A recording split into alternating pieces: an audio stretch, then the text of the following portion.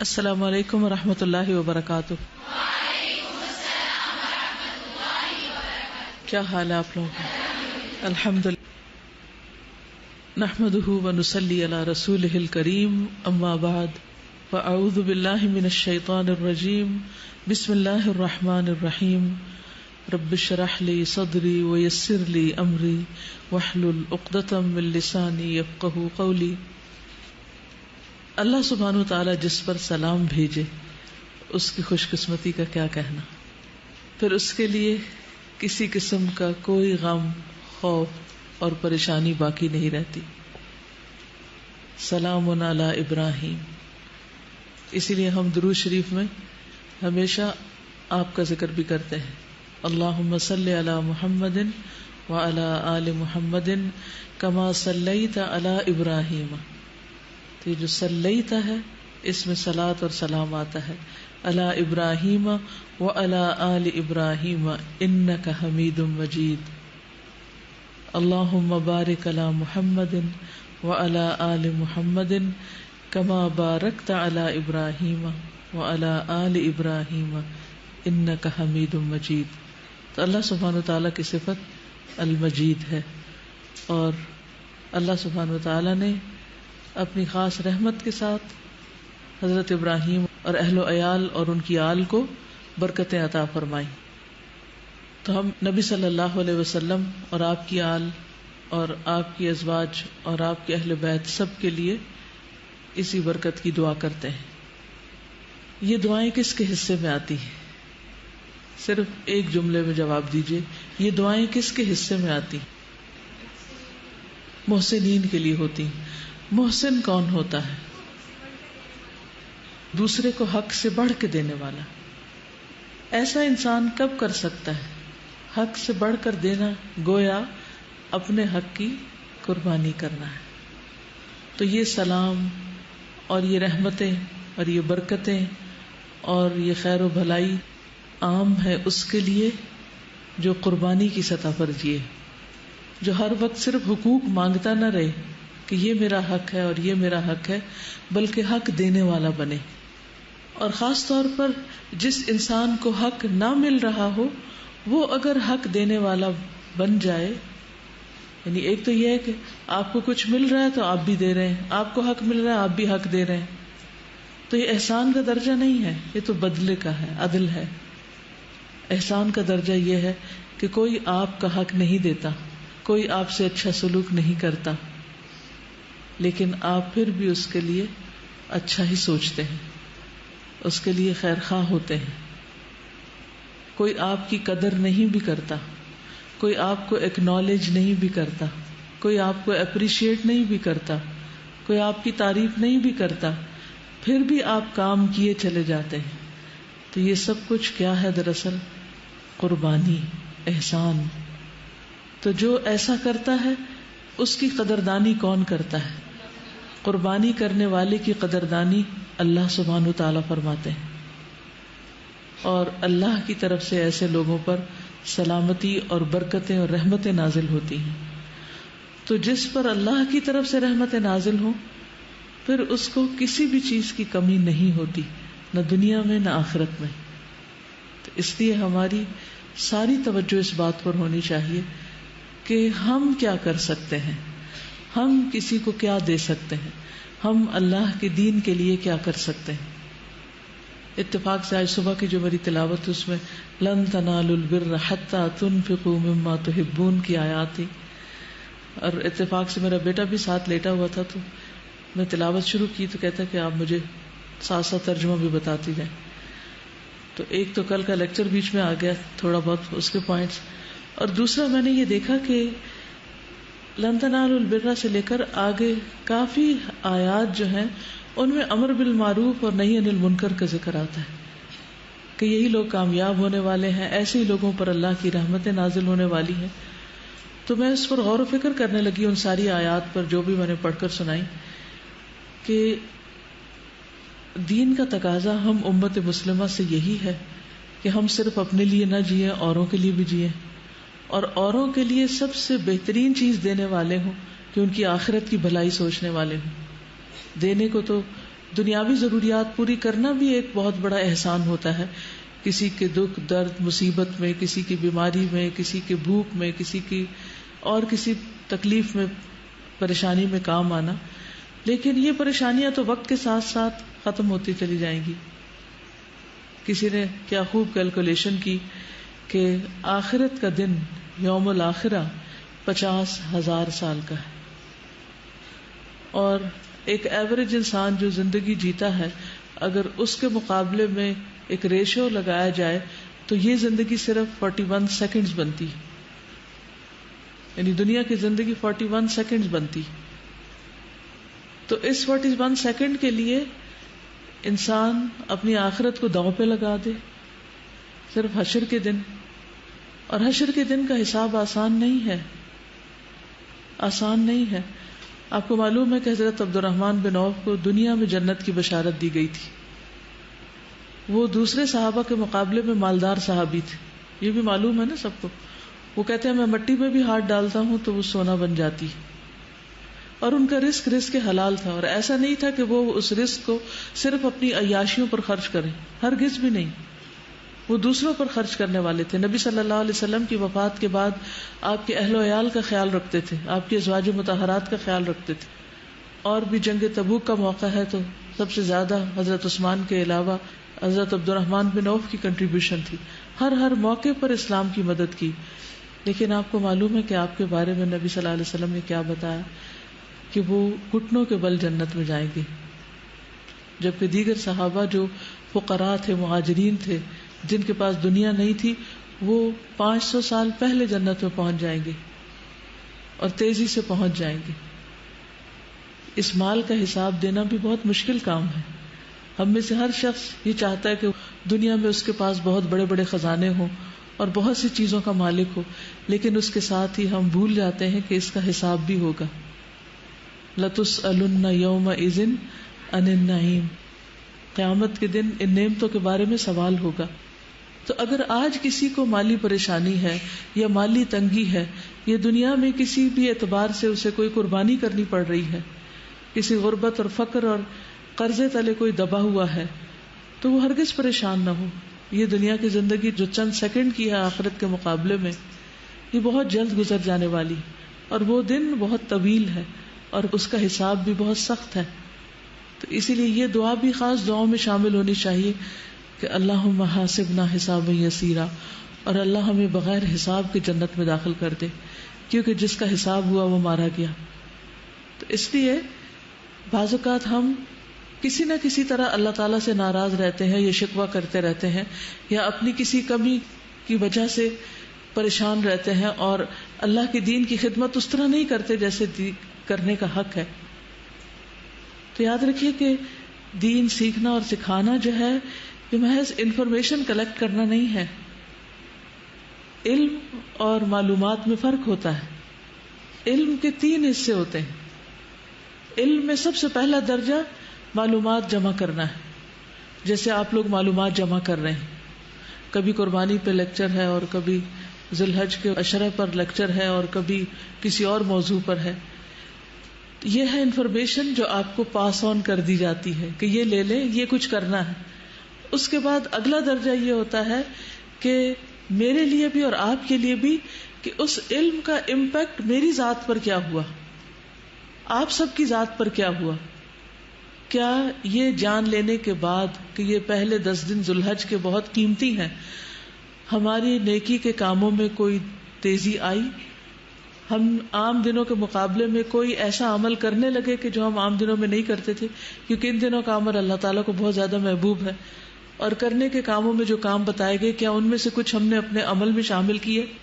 اگر اس کا کوئی امپیکٹ ہم پر نہیں ہوا تو گویا ہم نے صرف معلومات حاصل کی، ہم نے علم حاصل نہیں کیا. اور وہ جو جزا ہے اور وہ جو ثواب اور وہ جو درجات کی بلندی ہے علم حاصل کرنے کے ساتھ جس کا تعلق ہے، وہ علم کے ساتھ ہے، معلومات کے ساتھ نہیں ہے کہ آپ نے بہت سی معلومات اکٹھی کر لی. دیکھا یہ جائے گا کہ آپ نے ان پر عمل کتنا کیا ہے. کیا عام دنوں کے مقابلے میں ان دنوں میں آپ کی تسبیحات زیادہ ہوئیں؟ کیا مزید تسبیحات آپ کے ذکر میں شامل ہوئیں؟ کیا ان چیزوں کی پابندی آپ نے شروع کی جن کا ہمیں معلوم ہوا کہ کرنی چاہیے ان دنوں کے اس اعتبار سے اور نسبت سے؟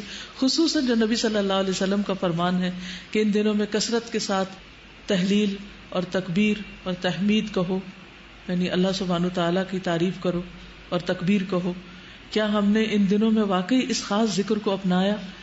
اگر اپنایا، یعنی آپ میں دو طرح کے لوگ ہوں گے، ایک وہ جنہوں نے ان چیزوں کو سیریسلی لیا، کیونکہ دین ایک سیریس چیز ہے، وما ہوا بالہزل، یہ کھیل کود کی چیز نہیں ہے کہ ہم روز معلومات میں اضافہ کرتے چلے جائیں. تو اگر ان چیزوں کو ہم اپنے عمل میں لے آئے تو الحمدللہ، اللہ کا شکر ہے، اللہ نے ہمیں علم عطا کیا، علم کی بلیسنگ دی.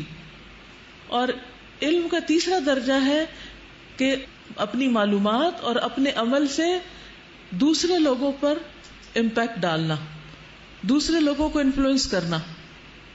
اب اس درجے پر اگر آپ دیکھیں اپنے آپ کو، تو کیا آپ کے عمل سے، آپ کے علم سے، آپ کے طریقے سے، کیا آپ کے گھر والوں پر، آپ کے دوستوں پر، آپ کے ماحول پر کوئی اثر پڑا؟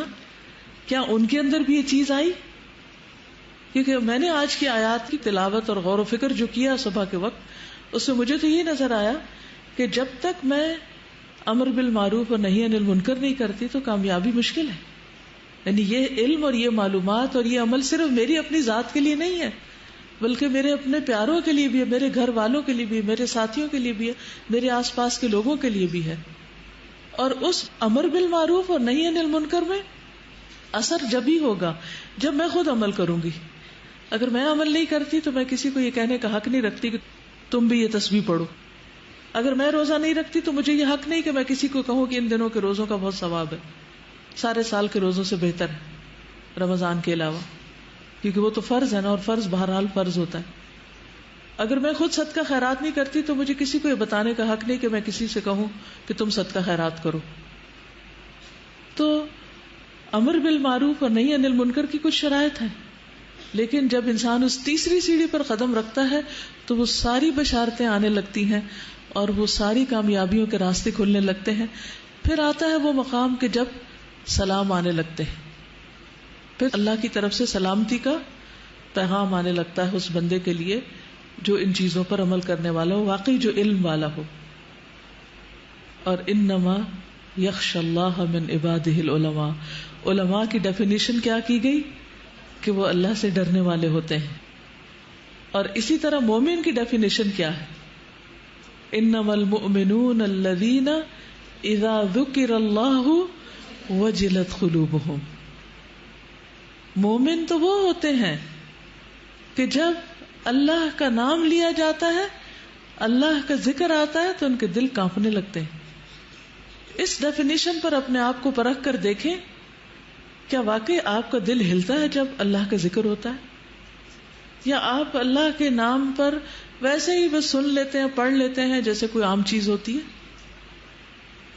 آپ اگر ان دنوں میں کوئی نئی سورت یاد کر رہے ہیں، یا قرآن پاک کی ریویژن کر رہے ہیں، یا ترجمے کی دہرائی کر رہے ہیں، یا درس دے رہے ہیں، یا کوئی بھی اللہ کے نام کی تسبیح کر رہے ہیں، تو کیا آپ کے دل کی حالت بدلتی ہے یا نہیں؟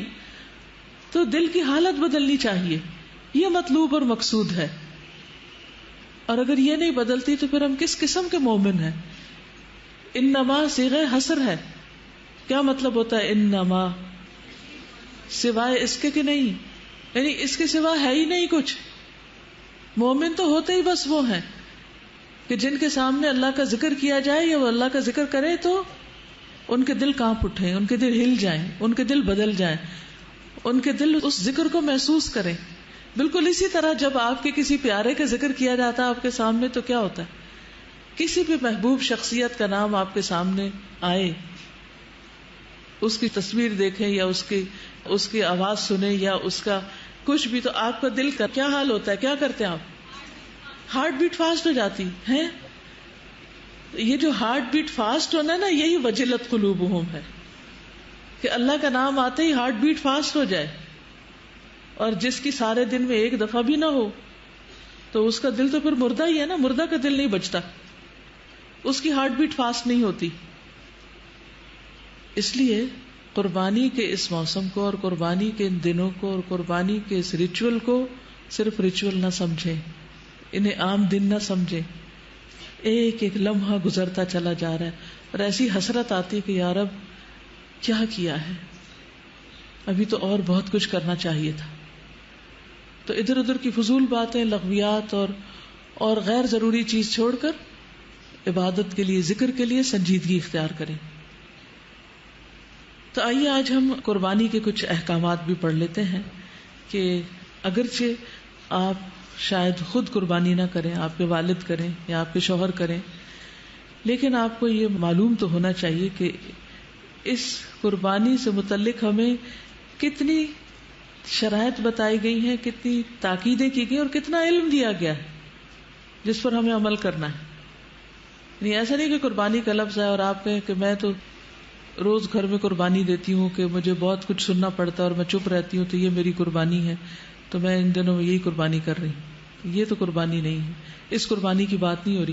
یہاں بکرے اور گائے اور اونٹ کی قربانی کی بات ہو رہی، مرغی کی بھی نہیں ہو رہی، چڑیا کی بھی نہیں ہو رہی. تو اس لیے جس قربانی کی بات ہو رہی ہے اس سے متعلق آپ کا دین آپ کو کیا بتاتا ہے پتہ ہونا چاہیے، تاکہ آپ لوگوں کے لیے گواہ بن جائیں، لوگوں کو بتانے والے بن جائیں کہ وہ کیا کریں اور کیا نہ کریں. یہ کس میں آئے گا؟ امر بالمعروف و نہی عن المنکر. یہ نہیں کر سکتے آپ جب تک کہ آپ کو علم نہ ہو. ٹھیک ہے؟ تو سب سے پہلی بات تو یہ ہے کہ قربانی کرنے والا بال اور ناخن نہ کاٹے. یعنی اگر قربانی کا ارادہ ہو تو ذی الحج کا عشرہ شروع ہوتے ہی اپنے بالوں اور ناخنوں کو نہ کاٹا جائے. نبی صلی اللہ علیہ وسلم نے فرمایا جب ماہ ذی الحجہ شروع ہو جائے اور تم میں سے کسی کا قربانی کرنے کا ارادہ ہو، اور آپ نے عشرہ کا نام لیا، اذا دخلت العشر، تو وہ اپنے بالوں اور جلد میں سے کچھ نہ لے. بالوں اور جلد میں سے، جلد کا کیا مطلب ہے؟ اسکن. یعنی بعض اوقات ناخنوں کے ساتھ کیا ہوتا ہے، وہ چھوٹی چھوٹی جلد اکھڑ جاتی ہے نا، ہوتی، یا ڈیڈ اسکن آپ کے جسم پر آ جاتی، تو لوگ مختلف طریقے سے ڈیڈ اسکن اتارتے ہیں. تو ان 10 دنوں میں نہ اسکن میں سے کچھ لے اور نہ بالوں میں سے. فلا یمس من شعرہ ولا بشرہ شیئا، دونوں چیزیں منع ہے. صحیح مسلم کی روایت ہے. پھر اسی طرح قربانی کا اجر چاہنے والا بھی بال اور ناخن نہ کاٹے. یعنی اگر ایک شخص قربانی نہیں کر سکتا تو وہ قربانی والوں کے ساتھ اجر میں کیسے شریک ہو، وہ قربانی کے دنوں میں کیا کاٹے، اس کے بارے میں آتا ہے. سنن نبی داؤد کی روایت ہے، عبداللہ ابن عمرو ابن العاص بیان کرتے ہیں کہ نبی صلی اللہ علیہ وسلم نے فرمایا مجھے اضحیٰ کے دن عید منانے کا حکم دیا گیا ہے، جسے کہ اللہ عز و جل نے اس امت کے لیے خاص کیا ہے، اس امت کے لیے خاص کیا ہے.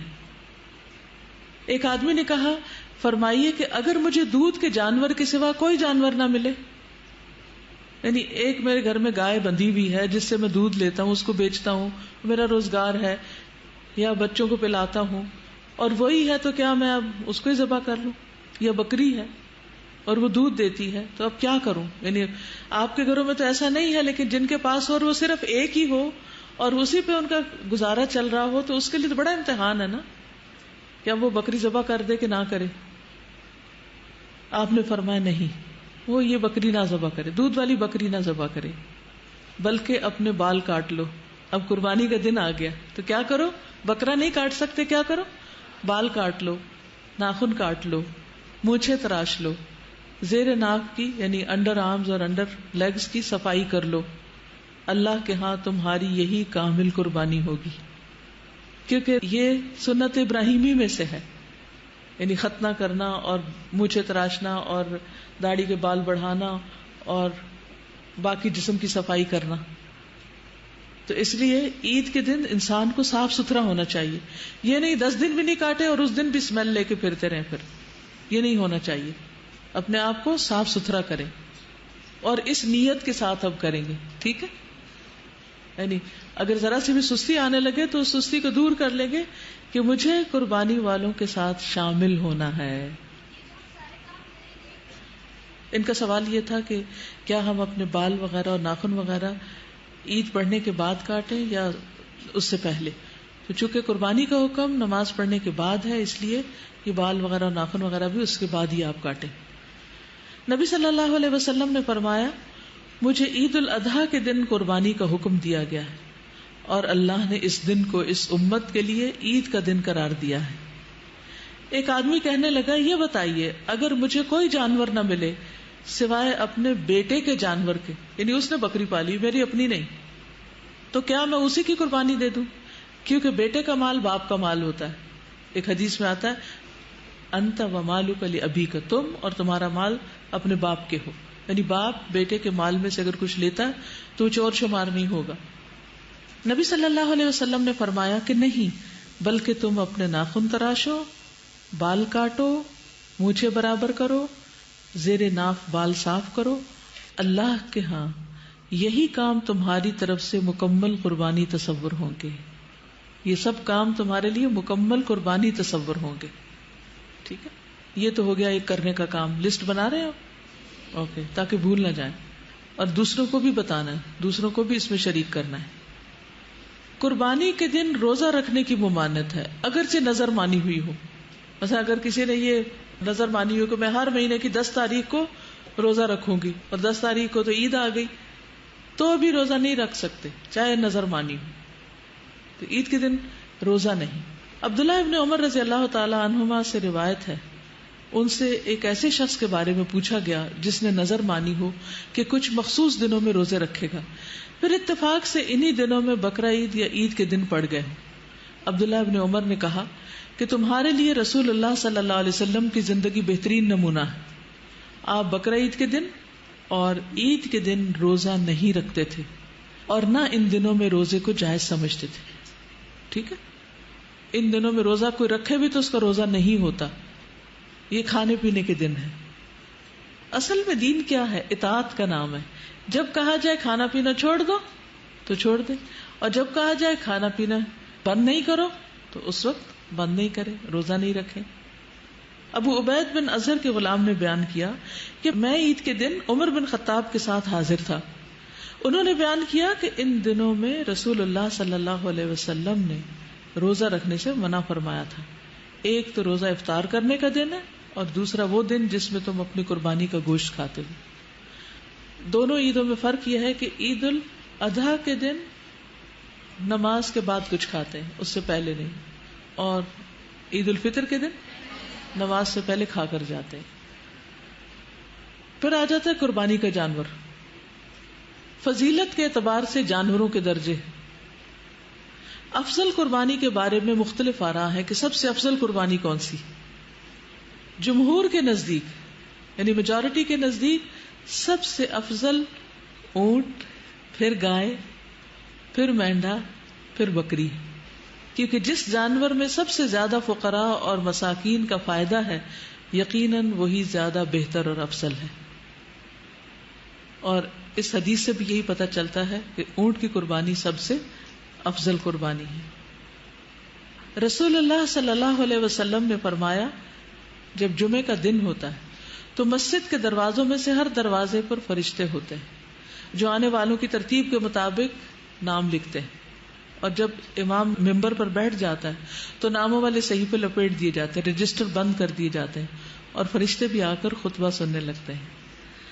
اور گرمی میں پہلے آنے والے کی مثال اس انسان جیسی ہے جو اونٹ قربان کرتا ہے، یعنی سب سے پہلے جو آتا ہے گرمی کے موسم میں، اور کافی دیر اس کو خطبے کا انتظار کرنا پڑتا ہے مسجد میں، تو اس کا اجر اونٹ قربان کرنے والے کی طرح ہے۔ پھر جو آتا ہے اس کا اجر گائے قربان کرنے والے کی طرح، پھر مینڈھا قربان کرنے والے کی طرح، اور پھر جو آیا وہ تقرب کے لیے مرغی پیش کرتا ہے، پھر جو آیا گویا وہ تقرب کے لیے انڈا پیش کرتا ہے۔ تو یہ ترتیب بتا دی گئی کہ سب سے زیادہ پھر اجر کس کا ہے؟ اونٹ کا۔ انشاءاللہ اس سال بھی الہدا میں اونٹ کی قربانی ہوگی، اور ایک حصہ 14,500 کا ہے، اور عید کے دوسرے دن ہوگی یہ قربانی، یعنی سب کے سامنے اونٹ ذبح کیا جائے گا، جیسے پچھلے سالوں میں کچھ لوگوں نے دیکھا بھی ہوگا کہ یہاں الہدا کے فرنٹ ایریا پر سب فیملیز جمع ہوتی ہیں، مرد ایک طرف ہوتے ہیں، عورتیں ایک طرف ہوتی ہیں، بچے ایک طرف ہوتے ہیں، اور پھر اونٹوں کو نہر کیا جاتا ہے، اور وہ سین بھی دیکھنے والا ہوتا ہے. مثلا اگر ہم گھر میں نہیں قربانی کر سکتے، نہ گائے کی، نہ بکرے کی، نہ کسی اور کی، تو جہاں ہو رہی ہو وہاں ہی جا کر شریک ہو جائے. اور اس کے بعد یہ ہے کہ سب مل کے یہاں پر کھانا وانا کھاتے ہیں. تو ہو سکے تو آپ اپنی فیملی کے ساتھ چکر لگا سکتے ہیں، کیونکہ رشتے داروں کو بھی ملتے جلتے رہتے ہیں، لیکن دین کے دوستوں کو عید کے دن یا خوشیوں کے دن ہم عام طور پر بھول جاتے ہیں. تو اگر گھر والے موافقت کریں، لڑ جگڑ کے نہیں، لیکن اگر گھر والے موافقت کریں اور ساتھ آنے پہ تیار ہوں، تو ان کو یہ سنتیں بھی تازہ ہوتی نظر آئیں گی. کیونکہ عموماً ہمارے یہاں پاکستان میں اونٹ کی قربانی کا رواج نہیں ہے. قربانی کے جانور کی صفات، کیسا جانور ڈھونڈا جائے؟ سب سے پہلے تو یہ ہے کہ خریدار سمجھدار ہو، سمجھدار خریدار کا انتخاب کیا جائے. ایسے کسی کو بھی پیسے پکڑا کے سبزی لینے نہ بھیج دیں. عام دنوں میں بھی ہم کس کو بھیجتے ہیں کچھ خریدنے کے لیے؟ جس کو کوئی عقل سمجھ ہو. عروہ بن جعد البارقی رضی اللہ عنہ سے روایت ہے کہ نبی صلی اللہ علیہ وسلم نے انہیں 1 دینار دیا کہ اس سے قربانی کا جانور یا بکری خرید لائے. انہوں نے 2 بکریاں خرید لی، پھر ایک کو 1 دینار میں بیچ دیا. پھر وہ نبی صلی اللہ علیہ وسلم کے پاس ایک بکری بھی لے آئے اور دینار بھی لے آئے. یعنی آپ نے کیا کیا؟ 1 دینار دیا، انہوں نے جا کے 2 بکریاں خریدی اور ایک بکری 1 دینار میں بیچ کر دینار بھی واپس لے، بکری بھی لے آئے. اتنا سمجھدار ہونا چاہیے خریدار. تو آپ نے ان کو تجارت میں برکت کی دعا دی. چنانچہ ان کا حال ایسا ہو گیا کہ وہ مٹی بھی خریدتے تو اس میں نفع ہوتا. نہیں، آپ نے خوش ہو کر دعا دی ان کو کہ اللہ تمہارے رزق میں، تمہارے مال میں برکت دے. پھر اسی طرح اس کا رنگ کیسا ہو؟ اس کا رنگ تو کوئی بھی ہو سکتا ہے، لیکن رسول اللہ صلی اللہ علیہ وسلم ایسا مینڈھا قربان کیا کرتے تھے جو سینگوں والا، نر یعنی میل، اور جو سیاہی میں دیکھتا، سیاہی میں کھاتا، سیاہی میں چلتا. سیاہی میں دیکھتا یعنی اس کی آنکھوں کے آس پاس کا حصہ کالا، سیاہی میں کھاتا یعنی اس کے منہ کا اگلا حصہ کالا، اور سیاہی میں چلتا یعنی اس کی پنڈلیاں کالی. تو ایسا بکرا یعنی قریب ترین مشابہت ہے. اگر ایسا مل جائے تو بہت اچھا ہے.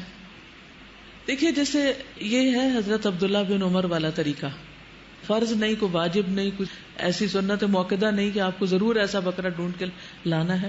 لیکن ایک سنت ہے جو حضرت عبداللہ بن عمر کی ہوتی تھی. وہ کیا کرتے تھے؟ وہ اتباع کرتے تھے. ہر چیز میں، چھوٹی چھوٹی چیزوں میں، راستوں میں، سڑک پہ چلتے ہوئے، اٹھنے میں، بیٹھنے میں، ہر چیز میں نبی صلی اللہ علیہ وسلم کو فالو کرتے تھے. اور ایک ایکسپشنل صورت تھی ان کی. تو وہ ہوتے تو ایسا ہی خریدتے، ڈھونڈ کے لاتے ایسے. لیکن اگر ایسا نہ ملے تو پھر جو بھی ہو.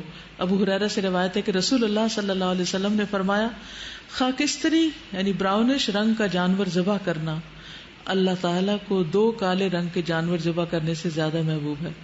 یعنی پورا کالا بکرا جو ہم عام طور پر صدقے میں دیتے ہیں، اگر 2 بھی دیے جائیں اس کے مقابلے میں 1 براؤن زیادہ افضل ہے.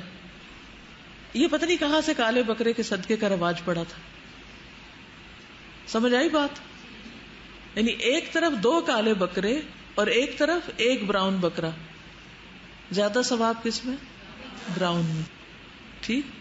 تو اس لیے اگر کبھی صدقے کا بکرا بھی دینا ہو تو اس میں کالا رنگ نہ ڈھونڈے. ہاں، کالا رنگ صرف اس حد تک کہ جو منہ کے آگے ہو اور آنکھوں اور پاؤں کے، بس. پھر یہ کہ 2 دانت والا ہو، 2 دانتا ہو. رسول اللہ صلی اللہ علیہ وسلم نے فرمایا صرف 2 دانتا جانور ہی ذبح کرو، سوائے اس کے کہ تمہارے لیے بہت مشکل ہو جائے تو بھیڑ کا جزع کو قربان کر سکتے ہو، یعنی بھیڑ کا بچہ قربان کر سکتے ہو. سائز درمیانہ ہو. یونس بن میسرہ بن حلبس نے کہا، میں اللہ کے رسول صلی اللہ علیہ وسلم کے صحابی ابو سعید الزرقی کے ساتھ قربانی کے جانور خریدنے کے لیے گیا. یونس بن میسرہ بیان کرتے ہیں کہ ابو سعید نے ایک ایسے مینڈے کی طرف اشارہ کیا جس کے کانوں اور گلے کا کچھ حصہ سیاہ تھا. وہ جسمانی طور پر نہ زیادہ اونچا تھا نہ پست تھا. انہوں نے فرمایا میرے لیے یہ خرید لو. گویا انہوں نے اسے رسول اللہ صلی اللہ علیہ وسلم کے مینڈے کے مشابہ قرار دیا کہ اس سے قریب تر ہے. یعنی اگر تینوں چیزیں نہ بھی ہو کالی تو ایک ہو جائے، دو ہو جائے، اور تین ہو جائے تو بہت اچھا ہے. اور اسی طرح یہ کہ بہت اونچے بڑے کی تلاش بھی ضروری نہیں ہے، درمیانے سائز کا بھی کافی ہے. ابو ہریرہ رضی اللہ عنہ سے روایت ہے کہ اللہ کے رسول صلی اللہ علیہ وسلم جب قربانی کا ارادہ فرماتے تو بڑے موٹے سینگ دار سفید اور سیاہ رنگ کے 2 خصی مینڈے خریدتے. ٹھیک ہے، یعنی خصی کرنا بکروں کو وہ ہوتا ہے جس میں وہ آگے بچے نہیں پیدا کر سکتے. ٹھیک. ابو سعید رضی اللہ عنہ بیان کرتے ہیں کہ رسول اللہ صلی اللہ علیہ وسلم ایسا مینڈا قربانی کیا کرتے تھے جو سینگوں والا اور نر غیر خصی ہوتا تھا. پھر اسی طرح جانور خریدتے وقت اچھی طرح دیکھ بھال کر لی جائے، غور سے دیکھا جائے. حضرت علی سے مروی ہے کہ جناب رسول اللہ صلی اللہ علیہ وسلم نے ہمیں حکم دیا کہ قربانی کے جانور کی آنکھ اور کان اچھی طرح دیکھ لیں. ایسے جانور کی قربانی سے منع فرمایا جس کا کان آگے یا پیچھے سے کٹا ہو، جس کو کٹ نہ لگا ہو، پھٹا ہوا نہ ہو، نہ اوپر سے اور نہ نیچے والی سائڈ سے لٹکنے والی طرف سے، یا اس میں سوراخ نہ ہو، یا وہ پھٹ نہ گیا ہو، یعنی کہیں سے بھی کٹ وغیرہ نہ لگا ہو، یا جسم کے دیگر اعضاء کٹے ہوئے نہ ہو. ٹھیک ہے، یعنی دیکھ بھال کے جانور خریدنا چاہیے. آنکھ بھی دیکھنی چاہیے، کان بھی دیکھنے چاہیے، دانت بھی دیکھنے چاہیے. صرف رنگ اور سائز دیکھ کے نہیں لے لیں. جانور لا کر اس کی خدمت کی جائے. حضرت عائشہ کہتی ہیں کہ رسول اللہ صلی اللہ علیہ وسلم بیت اللہ کی طرف ہدی بھیجتے تھے، یعنی خود تو نہیں جا سکتے تھے تو کیا کرتے ہیں، وہاں قربانی کے لیے جانور بھیج دیتے تھے. آپ لوگ بھی بھیج سکتے ہیں. میں اپنے دونوں ہاتھوں سے ان کے ہار بٹتی تھی، وہ علامت کے طور پر ان کے ہار بٹتی تھی، یعنی ان کے گلے میں جو چیز ڈالی جاتی تھی، رسیاں بٹ کے مختلف رنگوں کی یا مختلف خاص طریقے کی بٹائی، تو وہ اپنے ہاتھ سے بناتی تھی اور گلے میں ڈالتی تھی. جابر بن عبداللہ سے ہدی پر سواری کے بارے میں پوچھا گیا تو انہوں نے کہا، نبی صلی اللہ علیہ وسلم سے میں نے سنا آپ فرما رہے تھے جب اس کی ضرورت محسوس ہو تو سواری ملنے تک معروف طریقے سے اس پہ سواری کر سکتے ہو. مثلا آپ مکہ بھیج رہے ہیں جانور، آج کل تو لوگ گاڑیوں پہ سواری کرتے ہیں، لیکن اس زمانے میں لوگ اونٹوں پہ سواری کرتے تھے. تو اگر اونٹ قربانی کے لیے جا رہا ہے تو اس پہ سواری نہیں کرنی چاہیے. ہاں اگر کوئی اور جانور نہیں ہے تو سواری کر سکتے ہیں اور پھر وہاں جا کر اس کی قربانی بھی کی جا سکتی. پھر کون سا جانور جائز نہیں؟ نمبر 1، عیب دار، جس کا عیب ظاہر ہو. عبید بن فیروز کہتے ہیں میں نے براء بن عازب رضی اللہ عنہ سے سوال کیا قربانی میں کون سا جانور جائز نہیں؟ تو انہوں نے کہا رسول اللہ صلی اللہ علیہ وسلم ہم میں خطبہ دینے کے لیے کھڑے ہوئے، آپ نے 4 انگلیوں سے اشارہ فرمایا کہ 4 قسم کے جانور قربانی میں جائز نہیں. نمبر 1، کانا، آنکھ سے بینگا یا کانا، جس کا کانا پن ظاہر ہو، آنکھ صحیح نہ ہو جس کی، یعنی ٹیڑھی آنکھ کر کے دیکھے. نمبر 2، بیمار جس کی بیماری واضح ہو. بعض بکروں کو زکام لگا ہوا ہوتا ہے یا ان کا پیٹ خراب ہوتا ہے. لنگڑا جس کا لنگڑا پن ظاہر ہو، اور انتہائی کمزور کہ اس کی ہڈی میں گودا نہ ہو، یعنی اوپر سے اس کی پسلیاں بھی دکھ رہی ہوں، ایسا جانور قربان نہ کریں. میں نے کہا مجھے ایسا جانور بھی ناپسند ہے جس کے دانت میں عیب ہو، یعنی دانت ٹوٹا ہوا ہو. برا کہتے ہیں جو تمہیں ناپسند ہو تو اسے تم چھوڑ دو مگر دوسروں کے لیے حرام نہ ٹھہراؤ، کیونکہ نبی صلی اللہ علیہ وسلم نے 4 چیزوں سے ہی روکا ہے. پھر اسی طرح ایک اور روایت میں آتا ہے نبی صلی اللہ علیہ وسلم نے سینگ یا کان کٹے ہوئے جانور کی قربانی سے منع فرمایا، یعنی سینگ نہ ٹوٹا ہوا ہو، کان نہ کٹا ہوا ہو. وہ جانور جس کا نصف یا اس سے زیادہ کان کٹا ہوا ہو وہ منع ہے. اگر چھوٹا موٹا کہیں ٹک ٹک لگ گیا تو کوئی بات نہیں. کتنے جانور قربان کیے جائیں، یعنی حاجیوں کے علاوہ؟ ٹھیک ہے، حاجی تو زیادہ کر سکتے ہیں. نبی صلی اللہ علیہ وسلم نے کتنے کیے تھے؟ 100 اونٹ، جن میں سے 63 آپ نے اپنے ہاتھ سے نحر کیے تھے. کل میں نے ایک ویڈیو کلپ دیکھا جس میں ایک شخص نے کئی اونٹوں کو نحر کیا. اس میں وہ اونٹوں کی پوری لائن جو تھی وہ دیوار کی طرف منہ کر کے کھڑی ہوتی، اور جو قربانی کرنے والا تھا وہ بس باری باری ایک اونٹ کو اس کے سامنے لایا جاتا، اس کو نحر کرتا، پھر اگلے کو کرتا، پھر اگلے. تو اس کو دیکھ کر وہ فوراً کرتا چلا جا رہا تھا. تو میں سوچ رہی تھی کہ نبی صلی اللہ علیہ وسلم کی طاقت تو اس سے بھی کہیں زیادہ تھی، تو آپ کے لیے 63 کرنا کچھ مشکل نہیں تھا. ہماری بازوؤں میں کچھ جان ہے. ہمیں تو اگر کہا جائے نا 63 گلاس اٹھا کے یہاں سے وہاں رکھ دو تو ہم کیا کریں؟ ہم تھک گئے، ہمارے بازو اکڑ گئے، تو بازو شل ہو گئے. تو کتنے بکرے ذبح کرنے چاہیے گھر میں؟ رسول اللہ صلی اللہ علیہ وسلم نے فرمایا، اے لوگو، ہر سال ہر گھر والوں پر ایک قربانی لازم ہے. ہر سال ہر گھر والوں پر ایک قربانی لازم ہے. یہ سب کو اس میں شریک کر سکتے ہیں. ایک بکری کا سب گھر والوں کی طرف سے کفایت کر جانا. عطا بن یسار بیان کرتے ہیں، میں نے ابو ایوب سے پوچھا کہ رسول اللہ صلی اللہ علیہ وسلم کے زمانے میں قربانیاں کیسے ہوا کرتی تھیں؟ انہوں نے فرمایا، ایک آدمی اپنے اور اپنے گھر والوں کی طرف سے ایک بکری قربانی کیا کرتا تھا. اس سے خود بھی کھاتے، لوگوں کو بھی کھلاتے، یہاں تک کہ لوگ فخر کرنے لگے. اور اس طرح تم آج کل دیکھ رہے ہو. اور آج کل بھی لوگ قربانی کے جانوروں پر فخر کرتے ہیں، ہم اتنے کر رہے ہیں، اور پھر ان کو لا کے مینڈوں اور دمبوں کے اوپر عید مبارک لکھتے ہیں، اور ان کو مہندی لگاتے ہیں، اور ان کو پھولوں کے ہار پہناتے ہیں، ان کی تصویر اتار کے فیس بک پہ ڈالتے ہیں. انا للہ و انا الیہ راجعون. یہ کہہ رہی تھی کہ ایک ٹاک شو ہو رہا تھا ریسنٹلی، اس میں ڈیزائنرز نے قربانی کے جانوروں کے دوپٹے بنائے ہیں جن کی قیمت 25,000 اور اس سے شروع ہو رہی ہے. اس سے ایک اور بکرا آ سکتا. اور اب بھی تھر میں، سندھ کے اندرونی علاقوں میں، کئی گاؤں دیہاتوں میں لوگ سارا سال گوشت نہیں کھا سکتے. تو اگر آپ کے پاس ایک اور بکرے کے پیسے تو ان کے لیے کچھ بھیج دیجیے. وہ کہہ رہی ہے کہ کچھ لوگ ان کو چاندی کا زیور بھی پہناتے ہیں، تو پھر بعد میں کیا کرتے ہیں؟ اگلے سال کے لیے رکھ لیتے ہیں، یا پھر وہ بھی ساتھ دے دیتے، شو آف کرنے کے لیے کہ وہ بچتا بھی ہوگا ساتھ، سامری کے بچڑے کی طرح. ان کا بس چلے تو سونے کا بچڑا بنا دیں. بنی اسرائیل سے کہیں پیچھے رہیں گے. صحابہ کی سنت بھی یہی تھی. عبداللہ ابن ہشام، جنہوں نے صحابہ کا زمانہ پایا، یعنی تابعی تھے، وہ اپنے تمام گھر والوں کی طرف سے ایک ہی بکری قربانی کیا کرتے تھے. ابو بکر اور عمر رضی اللہ تعالیٰ عنہ کے بارے میں مروی ہے کہ وہ دونوں اپنے گھر والوں کی طرف سے قربانی نہیں کرتے تھے، اس ڈر سے کہ کہیں اسے واجب نہ سمجھ لیا جائے. یعنی ایک میں ہی سب کو شریک کرتے تھے، الگ الگ نہیں کہ یہ امی کی، ابا کی، یہ فلاں کی، فلاں کی. ایسا نہیں کرتے تھے کہ کہیں ایسا نہ ہو کہ ان کے طرز عمل کو دیکھ کر اور لوگ بھی یہ شروع کر دیں. یعنی اتنا سمپل بنایا گیا ہے اس کو تاکہ لوگوں کے لیے مشکل نہ ہو.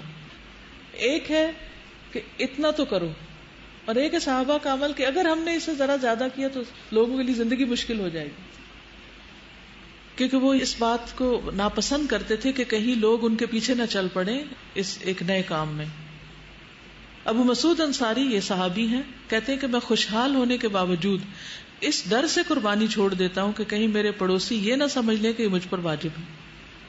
تو اب ہماری تو کوئی پیروی کرنے والا نہیں ہے، اس لیے. ابو سریحہ نے فرمایا، میرے گھر والوں نے مجھے غلط کام پر مجبور کر دیا جبکہ مجھے سنت طریقہ معلوم ہے. ایک گھر والے ایک بکری یا 2 بکریاں ذبح کیا کرتے تھے. اب تو اگر ہم ایک بکری کی قربانی دیں تو ہمارے ہمسائے ہمیں بخیل کہتے ہیں کہ یہ بہت کنجوس ہے. یعنی ان کے زمانے میں یہ چیز مشہور ہو گئی تھی، جو ایک کرتا ہے اس نے تو کچھ کیا ہی نہیں. پھر ہے کسی اور کی طرف سے قربانی کرنا. کسی اور کی طرف سے قربانی کرنا، جی ہاں، کیا کی جا سکتی؟ جی ہاں. حضرت عائشہ کا بیان ہے کہ ہمارے پاس قربانی کے دن گوشت لایا گیا تو میں نے پوچھا کہ یہ کیا ہے. حضرت عائشہ کہتی ہیں کہ قربانی کا گوشت آیا، میں نے پوچھا یہ کیا ہے، تو لانے والے نے کہا کہ رسول اللہ صلی اللہ علیہ وسلم نے اپنی بیویوں کی طرف سے قربانی کی ہے. یعنی قربانیاں باہر کھلی جگہ پر ہوتی تھی نا، تو گوشت بنا کے آپ نے گھر بھیجا تو سب ازواج کو تقسیم ہوا. تو اس سے کیا پتہ چلتا ہے کہ شوہر بیوی کی طرف سے قربانی کر سکتا ہے. اور اگر بیوی کی طرف سے کر سکتا ہے تو کیا ماں باپ کی طرف سے کر سکتا ہے. اور پھر کیا میت کو بھی قربانی میں شریک کر سکتا ہے؟ میت کو بھی شریک کر سکتا ہے. یعنی اگر انسان یہ نیت کر لے کہ یہ قربانی میری طرف سے، میرے والدین کی طرف سے جو زندہ ہیں یا جو فوت ہو چکے ہیں ان سب کی طرف سے، میرے بچوں کی طرف سے ہے، تو ایسا کیا جا سکتا ہے، چاہے ایک بکری کیوں نہ ہو. سب کو ثواب میں شریک کر لیا جائے. جی ابو ہریرہ رضی اللہ عنہ سے روایت ہے کہ اللہ کے رسول صلی اللہ علیہ وسلم جب قربانی کا ارادہ فرماتے تو 2 بڑے موٹے سینگ دار سفید اور سیاہ رنگ کے خصی مینڈے خریدتے. ان میں سے ایک اپنی امت کے ان افراد کی طرف سے ذبح کرتے جو اللہ کے ایک ہونے اور رسول اللہ صلی اللہ علیہ وسلم کے احکامات پہنچانے کی گواہی دیں، یعنی جو شہادتین پڑھیں. اور دوسرا اپنی طرف سے اور اپنی آل کی طرف سے ذبح کرتے تھے، یعنی اپنے گھر والوں کی طرف سے، ایک اتباع کی طرف سے اور ایک آل کی طرف سے. تو اس سے کیا پتہ چلتا ہے کہ دوسروں کو قربانی میں شریک کیا جا سکتا ہے، لیکن جو گھر والوں کی ہے وہ گھر والوں کی ہے. آپ یہ نہیں کہہ سکتے یہ میرے گھر والوں کی طرف سے بھی اور فلاں فلاں دوست کی طرف سے، کیونکہ آپ کی سنت کیا بتا رہی؟ ایک بکرا آپ کیا کرتے؟ اپنی طرف سے اپنے خاندان والوں کی طرف سے کرتے، اور دوسرا امت کی طرف سے. ایک آل اور ایک امت کی طرف سے. اور آل اور امت میں کیا فرق ہے؟ آل اور اتباع کا لفظ اگر اکٹھا آئے تو کیا مطلب ہوتا ہے؟ آل سے مراد خاندان والے اور اتباع سے مراد امت. ٹھیک ہے. اور اگر صرف آل کا لفظ آ گیا ہے، اونلی آل، تو اس میں پھر سارے شامل ہو جاتے ہیں. جو طاقت نہیں رکھتے ان کو قربانی میں شریک کرنا. ابو سعید خدری کہتے ہیں کہ رسول اللہ صلی اللہ علیہ وسلم نے ایک سینگوں والے مینڈے کی قربانی کی اور فرمایا یہ میری طرف سے ہے اور میری امت کے ان افراد کی طرف سے جو قربانی کرنے کی طاقت نہ رکھتے ہوں، جو نہیں قربانی کر سکتے. کیسی دل جوئی کی آپ نے، کیسی کیئر تھی، کیسی محبت تھی. پھر گائے اور اونٹ کے حصے کتنے ہیں؟ 2 لفظ کیوں آ رہے 7 اور 10؟ اچھا اس کا فرق بتا دیتی ہوں کہ اونٹ کے حصے 7 کب ہیں اور 10 کب ہیں. ٹھیک ہے. ابن عباس کہتے ہیں کہ ہم لوگ ایک سفر میں رسول اللہ صلی اللہ علیہ وسلم کے ہمراہ تھے. عید الاضحیٰ آ گئی، چنانچہ ہم نے 10 آدمیوں کی طرف سے ایک اونٹ اور 7 آدمیوں کی طرف سے ایک گائے مشترکہ طور پر ذبح کی.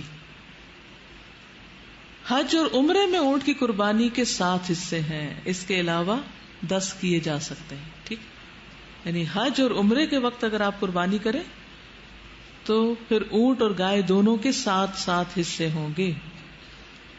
ادروائز سفر میں ہو یا گھر پر ہو تو اونٹ کے 10 حصے بھی کیے جا سکتے ہیں، کیونکہ اونٹ مہنگا ہوتا ہے نا. جابر رضی اللہ عنہ سے روایت ہے کہ ہم رسول اللہ صلی اللہ علیہ وسلم کے ساتھ حج کا احرام باندھے ہوئے تلبیہ کہتے ہوئے نکلے تو رسول اللہ صلی اللہ علیہ وسلم نے ہمیں حکم دیا کہ ہم اونٹ اور گائے کی قربانیوں میں 7 آدمی شریک ہو جائیں. ٹھیک ہے. تو اب یہ مسئلہ واضح ہو گیا. قربانی کتنے دن کی جا سکتی ہے؟ پھر اختلاف ہو گیا 3 اور 4 کا. نبی صلی اللہ علیہ وسلم نے فرمایا ایام التشریق ذبح، ایام تشریق ذبح کے ایام ہیں. اور ایام تشریق کون کون سے ہیں؟ 14 تو نہیں؟ اوکے 11 12 13. یہ تو آپ الحمدللہ قرآن میں پڑھ چکے ہیں. رسول اللہ صلی اللہ علیہ وسلم نے فرمایا یوم عرفہ 9 ذی الحجہ، یوم نحر 10 ذی الحجہ اور ایام تشریق ہم اہل اسلام کے عید کے ایام ہیں. یہ کھانے اور پینے کے دن ہیں. یعنی جو حج پر ہیں لوگ وہ ذوالحج کا کہ 9ویں تاریخ کا بھی روزہ نہیں رکھیں گے. ٹھیک ہے، وہ کھائیں پیئیں گے. اور 10 تاریخ کو عید ہوگی، اور 10 کے بعد 3 اگلے دن بھی جو حاجی ہیں وہ نہر کر سکتے ہیں یا قربانی کر سکتے ہیں. نبیشہ حذلی رضی اللہ عنہ بیان کرتے ہیں کہ رسول اللہ صلی اللہ علیہ وسلم نے فرمایا ہم نے تم لوگوں کو قربانیوں کا گوشت 3 دن سے زیادہ رکھنے سے اس لیے منع کیا تھا کہ تم سب کو گوشت پہنچ جائے. اب اللہ تعالیٰ نے تمہیں وسعت دے دی ہے، غنی کر دیا ہے، پس کھاؤ، ذخیرہ کرو اور اجر کماؤ. خبردار یہ دن کھانے پینے اور اللہ کا ذکر کرنے کے دن ہیں. تو اس سے یہ پتہ چلتا ہے کہ قربانی کے ایام بھی اللہ کے ذکر کے ایام ہیں، ان میں بھی تکبیرات پڑھتے رہنا ہے. ٹھیک ہے. اور کھانا پینا ہے، روزہ نہیں رکھنا ہے، یہ مطلب ہے. غیر حاجی 9 تاریخ کو روزہ رکھ سکتے ہیں اور اس روزے کا ثواب کیا ہے؟ 2 سال کے گناہوں کی معافی. انشاءاللہ جمعے کے دن جبکہ عرفہ کا دن ہوگا اس دن میں عرفہ کے دن کے بارے میں آپ کو چھوٹی سی ٹاک دوں گی کہ اس دن کی فضیلت کیا ہے اور اس دن میں کیا کیا ہوا تھا، یعنی تاریخی حیثیت تھوڑی سی اور کچھ اذکار وغیرہ. قربانی کا وقت، پہلے نماز پھر اس کے بعد قربانی. جس نے نماز سے پہلے قربانی کی اس کی قربانی نہیں. ابو بردہ کہتے ہیں ایک مرتبہ میں نے عید کی نماز نبی صلی اللہ علیہ وسلم کے ہمراہ پڑھی. پیچھے سے میری بیوی نے قربانی کا جانور پکڑ کر اسے ذبح کر لیا اور کھانا تیار کر لیا. کیونکہ عام طور پہ خواتین کو ہی ہوتا ہے نا کہ جب مرد حضرات گھر آئے تو کھانا پکا ہو. نماز سے فارغ ہو کر جب میں گھر پہنچا تو وہ کھانے کی چیز لے کر آ گئی. میں نے اس سے پوچھا یہ کہاں سے آیا؟ اس نے کہا ہم نے قربانی کا جانور ذبح کر کے آپ کے لیے کھانا تیار کر دیا تاکہ واپس آ کر آپ ناشتہ کر سکیں. میں نے اس سے کہا کہ مجھے خطرہ ہے کہ اس طرح کرنا صحیح نہ ہوگا. چنانچہ میں نبی صلی اللہ علیہ وسلم کی خدمت میں حاضر ہوا اور سارا واقعہ بتایا. آپ نے فرمایا قربانی نہیں ہوئی. جو شخص ہماری نماز سے فارغ ہونے سے قبل ہی جانور ذبح کر لے اس کی قربانی نہیں. ٹھیک ہے، اس کی قربانی نہیں. تو یہ شاید ان سے اللہ تعالیٰ نے اس لیے کروا لیا تاکہ سب کو اچھی طرح پتہ چل جائے کہ مرد حضرات کے نماز پڑھ کے واپس آنے تک جانور قربان نہیں کرنا. یعنی اس رخصت سے ناجائز فائدہ نہیں اٹھانا کہ آپ قربان کر سکتی ہیں. یعنی اس سے ایک بات یہ پتہ چلتی ہے نا کہ خواتین بھی قربانی کر سکتی. کبھی کر کے تو دیکھیں، آپ کی ہارٹ بیٹ بہت تیز ہو جائے گی، وہ جو نہیں ہو رہی نا کئی دنوں سے. قال النبی صلی اللہ علیہ وسلم من ذبح قبل الصلاة فلیعد. نبی صلی اللہ علیہ وسلم نے فرمایا جس نے نماز سے پہلے قربانی کر لی وہ دوبارہ قربانی کرے. عام گوشت اور قربانی کے گوشت کا فرق. نبی صلی اللہ علیہ وسلم نے فرمایا جس نے نماز سے پہلے قربانی کی تو اس کا ذبیحہ گوشت ہے، عام گوشت ہے جو کسی بھی دن آپ کرتے ہیں، جسے وہ گھر والوں کے لیے لایا ہے. قربانی سے اس کا کوئی بھی تعلق نہیں. ٹھیک ہے.